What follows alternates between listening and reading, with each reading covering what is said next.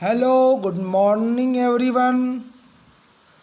We have already seen part 1 of this chapter 6 combustion and fuels from NCERT book, and the same chapter is given in this Bharti Bhavan science book. You can see here written Bharti Bhavan basic science for class 8, which is studied by the students of CBSE.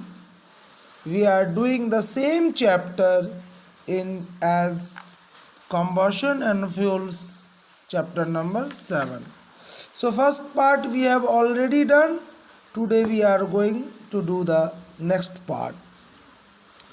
Calorific value of fuels, of a fuel. What does calorific value mean? Calorific value means the amount of energy given out when 1 kilogram of a fuel is burnt completely in the presence of pure oxygen, or just you can say in the presence of oxygen or in the presence of air. So how do we define, or what does calorific value of a fuel mean? The amount of heat given out by a unit mass of a fuel on complete combustion in air or oxygen is called the calorific value of a fuel. This word calorific is derived from the word calorie, which was used in olden days, in ancient time, for the measurement of heat. It was used as a unit of heat. In the international system of unit, that means in the SI system of unit, calorie is not used as a SI unit. Joule is used as a SI unit of energy. And therefore in this system of unit, that means in SI system of unit, the calorific value of a fuel's SI unit is kilojoule per gram. Kilojoule per gram. The calorific value of some of the fuels have been given in this table. Wood has got 17, coal 25 to 33, dung cake 6 to 8, kerosene 48, diesel 45, petrol 50, LPG 50, biogas 35 to 40, methane 55, hydrogen 150. What does these values mean? What does this number mean? These numbers mean that if I will burn, or any one of us will burn 1 gram of wood, then 17 kilojoule of energy will be, heat energy will be liberated out. Hydrogen case, let us see. If we burn 1 gram of hydrogen, then 150 kilojoules of heat energy will be liberated out. This is what we mean to say by the calorific value of a fuel. See, we are seeing that hydrogen, in this we saw hydrogen has got the highest among all of these. Yes or no? But we are not using hydrogen in our house for cooking or for any other purpose. Why hydrogen is not used although it has got the highest calorific value? Because it is difficult to handle in the gaseous state, as it forms an explosive mixture with air. But then it is used as a fuel in spacecraft in liquid state, not in gaseous state, in liquid state. That means gaseous hydrogen or hydrogen gas is not used as a fuel. So liquid hydrogen is used as a fuel in spacecrafts. Next we have got types of fuels. There are various kinds of fuel, but here we have been told that we will study in this chapter about the fossil fuel and the biogas. So now the question is, what is a fossil fuel? What are fossil fuels, or what is a fossil fuel? So the fuels produced from the remains of plants and animals buried under the earth millions and millions of years ago are known as fossil fuels. And they produce large amount of energy on burning. Coal, petroleum, see here, coal, petroleum, natural gas, etc. All these are examples of fossil fuels. Most of the energy requirements of we human beings are met by the fossil fuels. But all of us know that their stocks are limited. And therefore, we human beings have been told by our scientists to search for another alternative source of energy. Our scientists have suggested up, environmentalists have suggested up to look for some other means of fuel, some other alternative source of energy, and in that case biogas is one such source. So now we will study about biogas in detail. So biogas is obtained by the anaerobic fermentation of cattle dung and domestic sewage. What does anaerobic fermentation mean? Fermentation means breakdown of glucose or any other material. Fermentation means in Hindi we can say खमीर उठाने की प्रक्रिया. To anaerobic fermentation, what does it mean? It means fermentation in the absence of air or oxygen of cattle dung and domestic sewage. So biogas is produced by the anaerobic fermentation of cattle dung, we can say, domestic sewage, etc.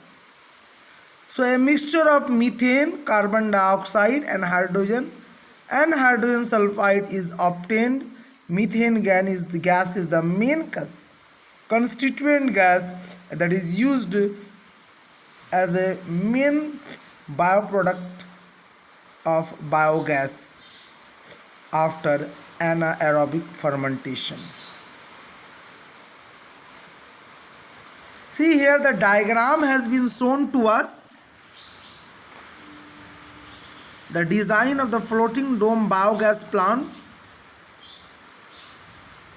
I will explain you this one. In this biogas plant, you will understand how it works. See, this is the digester part. The fermentation takes place in this digester. It is made up of bricks. This one, it is made up of bricks, and the digestion takes place in this digester only. That means digestion means breaking down into smooth, and here fermentation takes place. That means in the absence of oxygen, anaerobic fermentation takes place. That means in the absence of oxygen, the cattle dung and the domestic sewage all are converted into small pieces. And then what happens? The byproducts, that is the methane, carbon dioxide, hydrogen and hydrogen sulfide are produced. This is the inlet pipe. Slurry of the dung and the water is brought here, and the excess one, when digestion has taken place, or you can say fermentation has taken place, the extra ones comes this way, and then it is the outlet pipe. Through this it is thrown out on the overflow tank, and the methane gas mainly that is produced, that flows through this pipe out this place. This is the outlet for gas, and the gas that is produced remains here in this, we call the gas holder. And this gas holder, it is made up of steel, It floats over the slurry. The holder moves up when the gas collects in it, and it moves down when the gas has been taken out from it. Larger plants can be established like this for a large number of peoples. This is a small one, and like this biogas plants can be set up in villages.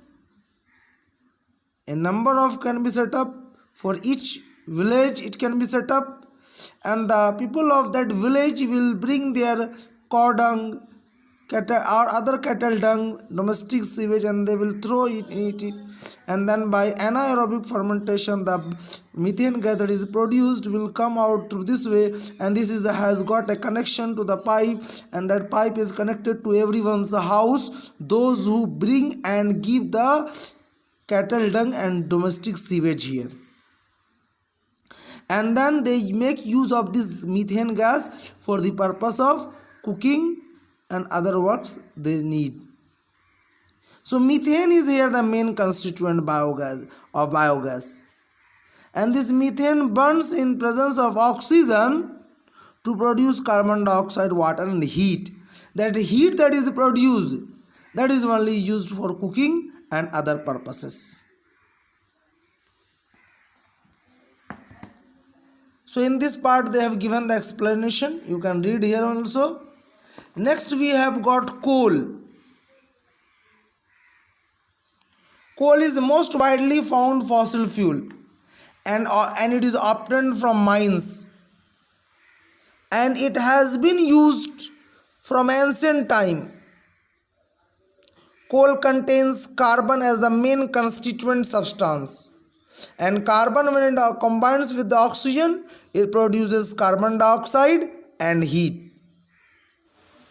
Depending upon the amount of carbon present in the coal is of four types: peat, lignite, bituminous, and anthracite.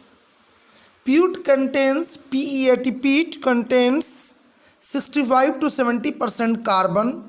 Lignite contains 70 to 76% carbon.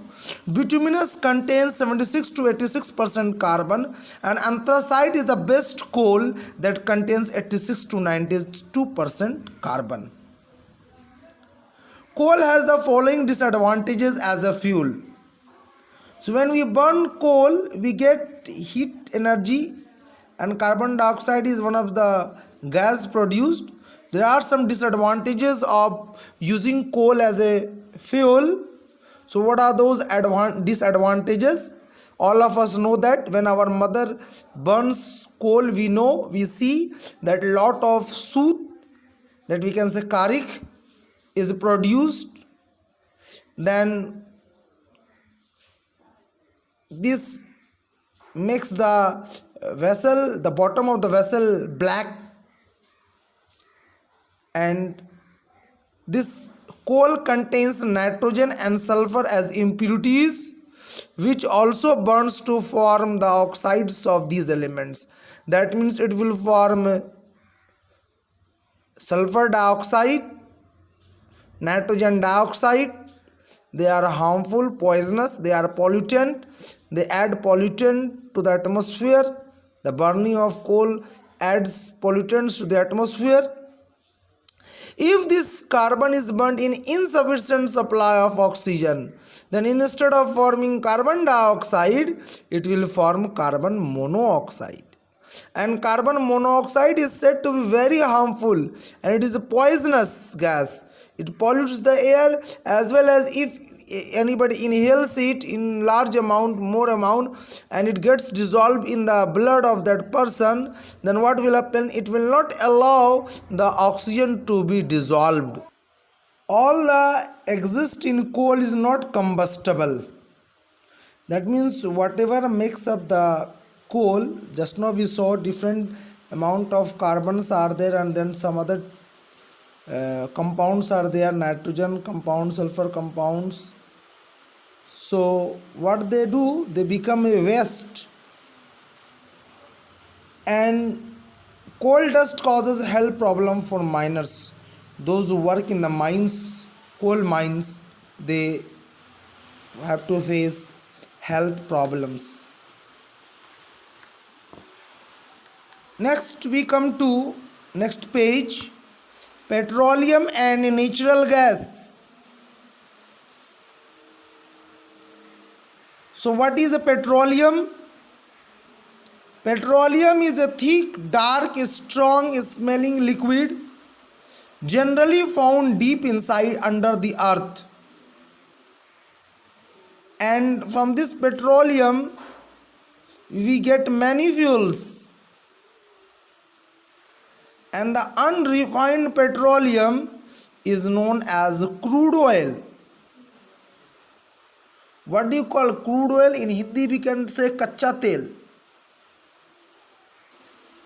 So we saw about the petroleum. Now what about the natural gas? What is natural gas? Natural gas are also fossil fuels found along with the petroleum. So what will be the definition of natural gas, or what can we say about the natural gas? What if the question is asked, what is natural gas? What we will write? The gaseous mixture containing more volatile components of petroleum is called natural gas. See, it is given in this book. Natural gas collects over the petroleum inside the earth. Wells are sunk to extract them, and natural gas is directly transported through pipes and used. Crude oil is transported to the oil refineries for processing. So the method of formation of natural gas is similar to that of petroleum, and a natural gas is found along with the petroleum. And the natural gas is collected over the petroleum inside the earth. And this petroleum, as we saw, is a dark oily liquid, and another name for unrefined petroleum, as we have already seen here, is crude oil. And this crude oil is transported to the oil refineries for processing. So what is refining? We can be asked here, refining petroleum, or what is refining of petroleum? The process of separating various constituents of the petroleum is known as refining. The process of separating in the various components of petroleum is known as the refining of petroleum, or just refining. And this refining of petroleum is carried out in oil refineries. It is carried out in oil refineries, or we call it as petroleum refineries. And it is done in a special type of apparatus, we can say, and that is a fractional distillation plant. It is carried out by the process of fractional distillation, and that plant or huge chamber where it is done, it is called fractional distillation plant. That is made up of high steel towers. It is a high steel tower, as it can be seen in this diagram here, that it is a high steel tower. The crude oil is put inside this, fed inside this huge steel chamber through this mouth, through this inlet, we can say, at 400 degrees Celsius. And then when it goes inside this steel chamber, the temperature decreases. Let us say from 400 it will come to 390, 380, 370, 360, 350, like that. So when the temperature will be between 350 to 400, then what happens? From this crude oil, the fuel oil will come out. It will condense and it will come out through this part. Again it will rise up, that vapor will rise up, and again more cooling will take place. Maybe the temperature will come down from 350 to 340, 320, 300, like that. That means if the temperature range is between 250 to 350, then what will happen? In this part, diesel will be separated out. Again that vapor will rise up, remaining one will rise up, it will go up, and again the temperature will become more less. So suppose the temperature is between 100 to 250 degrees Celsius, 170 to 250 degrees Celsius, then that time kerosene oil will be separated out. Kerosene oil will come out to this outlet. Again the vapor will rise up, and again suppose the temperature will go more below, it will cool down, then the temperature will go more below 170, 160, 150, like that, up to 40 degrees Celsius. 40 to 170, that range temperature is there. Then what happens? Petrol is taken out, petrol is derived, is refined out. And next what we have, when it will go down more or less below 40, then that time petroleum gas is separated out. So I have explained you in this chamber how does this chamber is actually the fractional distillation of petroleum chamber made up of steel, and the above 400 degrees Celsius one, those are above 400. Residual oil, lubricant, paraffin wax, all they come out to this one only. Residual one, leftover ones. So in this table it has been shown to us the same thing. Petroleum below 40 degrees Celsius used as petroleum gas, used as domestic gas. Next we have petrol. Then petrol 40 to 170 degree automobile fuel. Kerosene 170 to 250 degrees Celsius domestic fuel. Diesel 250 to 350 used as a fuel for automobiles, locomotives, generators, pumps and agricultural machinery. Fuel oil, lubricating oil, paraffin wax, asphalt, all these are known as residual one. Residue one we had seen here in this part, and that is above 400 degrees Celsius, and that is used as making candles, pomade and grease, servicing roads, etc. And fuel oil 350 to 400, fuel for fish in ships, industries, lubricating machines, etc. Now we are given here about the natural gas. We saw here about the petroleum one. In this we saw the fractional distillation of petroleum, and I told you about both petroleum and natural gas separately. So natural gas is the most common, mostly methane, which burns completely, producing carbon dioxide and vapor. That means methane formula is CH4 plus 2O2, on burning produces carbon dioxide, CO2 and 2 molecules of water, that is 2H2O, and heat. In this one no soot is formed, therefore it is considered as a very clean fuel. Compressed natural gas, that is CNG, is preferred over diesel or petrol in public transport in most of the cities nowadays, because of this reason, that it does not produce any impurity, it does not give out any soot or any other harmful material.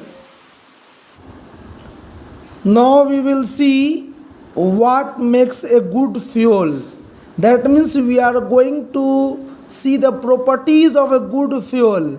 That means what conditions, what factors, what are the things we should keep in our mind while we are choosing a fuel. A good fuel is that fuel which is easily available to us, it is cheap, it has a high calorific value, it has a low ignition temperature, it does not burn too fast nor it burns too slow. The combustion of the substance should not produce harmful substances like soot or poisonous gas. No residue should be left on combustion, and it should be safe to store, handle, and transport. So these are the factors that makes a fuel a good one. Next is gaseous fuels are better than liquid fuels. Why? Why do we consider, or why we say that gaseous fuels they are better than liquid fuels? Solid fuels we have wood, coal, etc. But they are considered less better. They are not considered better than gaseous one. The gaseous one is considered the best one among solid, liquid, and gaseous fuels. Solid fuels are not good because of the following reason. Because whenever your mother is burning coal, you must have seen it produces some ash. Ash is left behind. That is, they leave residue. When they are burning, they produce harmful gases. And for wood or coal, we have not for coal, for wood, we have to cut down trees, and cutting down trees is not good for the environment. And in case of coal, the stock of the coal is limited, and coal dust causes health problems to the housewives, to our mother or sister or whoever is cooking, because smokes comes out, dust particles are there, and those workers who work in the coal mines, they also have to suffer from various diseases because of the coal dusts. Liquid fuels like petrol, kerosene, and diesel, they burn more smoothly than solid ones. However, they do not ordinarily burn completely and produce poisonous gas and soot on burning. That means what it is told, they do not produce soot, because when your mother is burning gas, what you are seeing, it does not produce soot. But liquid fuel like petrol is burnt or kerosene is done or diesel is burnt, you must have seen soot being produced. And also poisonous gases are carbon monoxide. Some more harmful gases may be produced along with that. Next we will see the next page. Gaseous fuels. Gaseous fuels like natural gas, CNG, LPG, and biogas, they are considered the best one. See, here they gave us a reason why we don't select this solid fuels. Here they gave us the reason of not selecting the liquid fuels, why we don't take liquid fuels so much. But then also we use more than the solid fuels. We are advised that if we get petrol, diesel, kerosene, we should try to use this one rather than wood and coal. And if we get gas in place of petrol, kerosene, diesel, then we should use gas, whether LPG or CNG or biogas, whatever is available. So gases fuel like natural gas, CNG, compressed natural gas, LPG, liquefied petroleum gas, and biogas are better than any of the solid and liquid fuels. Why? Because they burn completely and they do not leave any residue. And also they have high calorific value, low ignition temperature, moderate rate of burning, and are safe to handle. Now we will see the next part, what happens when a candle burns. Whenever a candle burns, two types of changes are taking place, physical change as well as chemical change. The melting of this wax is a physical change, and the burning of the wax is a chemical change. Candle is made up of wax, and it is a solid fuel. When we light this candle, the wax first melts and then it gets converted into vapor, that vapor slowly rises up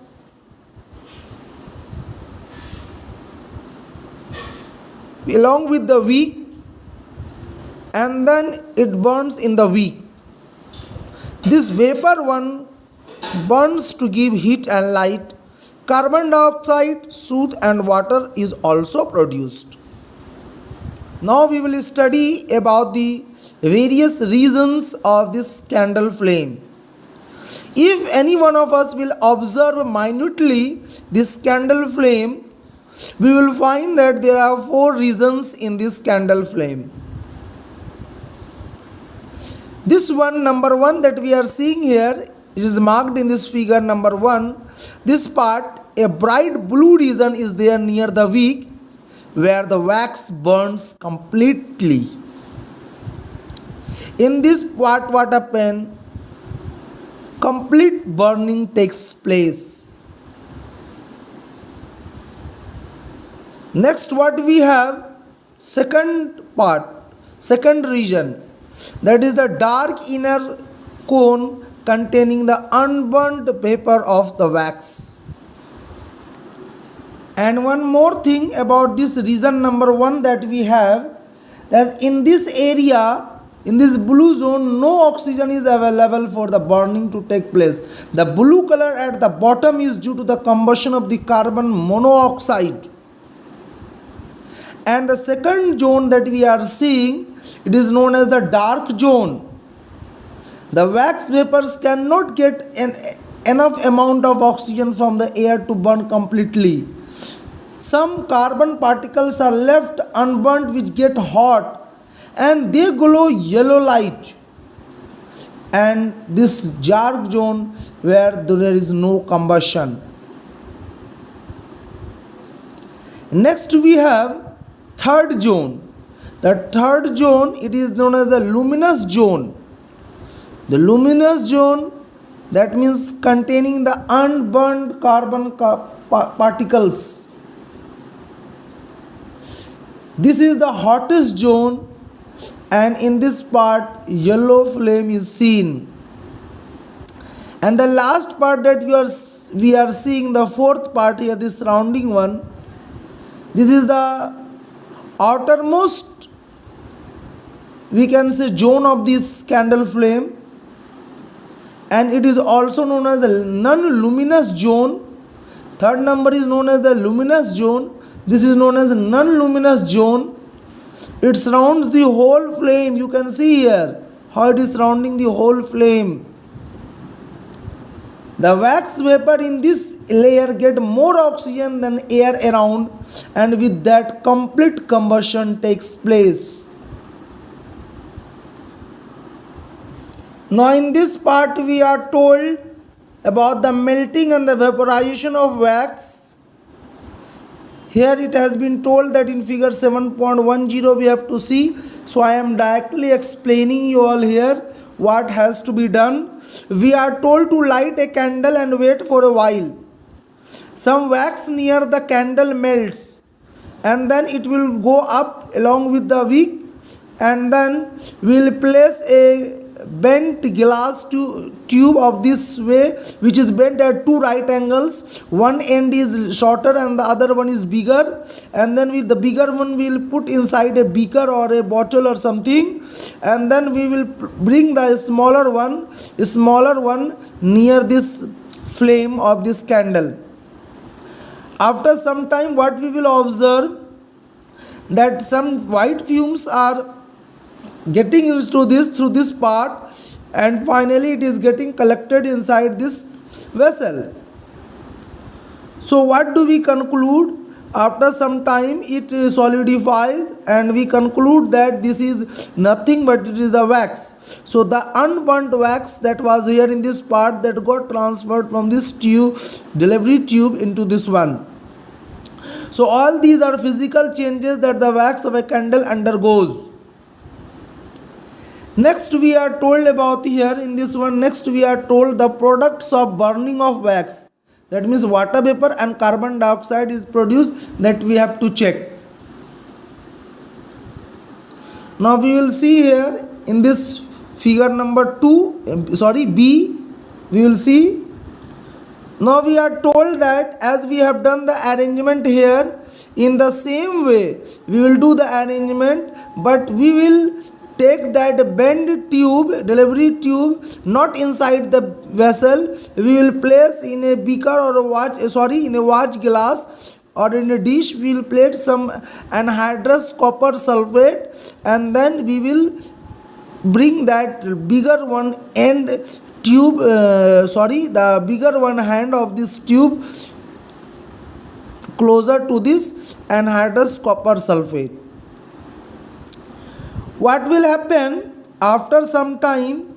We will see that this anhydrous copper sulfate turns blue in color.